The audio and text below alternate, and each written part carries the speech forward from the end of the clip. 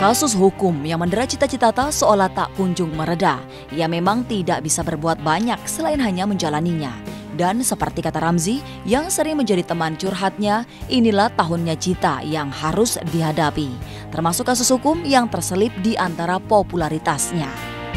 Ya namanya juga maksudnya udah terlanjur juga, terus juga kembali lagi ya Cita sih ya banyak berdoa aja, yang pasti Cita niatnya juga baik kan dari awal, terus juga udah ada itikat baik juga, terus juga ya pengennya baik-baik juga, ya mudah-mudahan dengan rasa ikhlas Cita, mudah-mudahan ya bisa berjalan baik dan akhirnya akan baik. Akhirnya kalau gue melihat ini bisa menjadi bahan pembelajaran untuk Cita, terus juga bisa juga jadi pengalaman yang sangat berharga untuk Cita, gitu ya. Kalau kita mau besar, semakin kita tinggi, semakin kita besar, godaan, cobaan itu semakin banyak. Dan gue bisa melihat masalah demi masalah yang cukup berat yang Cita hadapi, alhamdulillah bisa selesai dengan baik.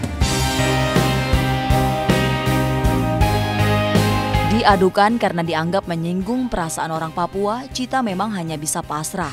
Perdamaian yang dibuat dengan LSM Papua yang belum lama ini dibuat juga tidak sepenuhnya menyelesaikan permasalahan. Toh itulah yang membuat Ramzi bagian dari profesionalisme Cita yang tinggi. Ia ingat, cita-cita Ta bahkan rela mengorbankan kepentingannya sendiri demi profesionalitas. Ada satu permasalahan yang memang waktu itu gue ngeliatnya miris banget. Keprofesionalismen Cita-cita itu memang diuji ketika ayahnya meninggal, baru dimakamkan dia harus berangkat keluar kota untuk bekerja. Itu kalau mentalnya nggak kuat-kuat banget dan tidak tidak menghargai kerjasama yang sudah disepakati, itu gue yakin jarang itu artis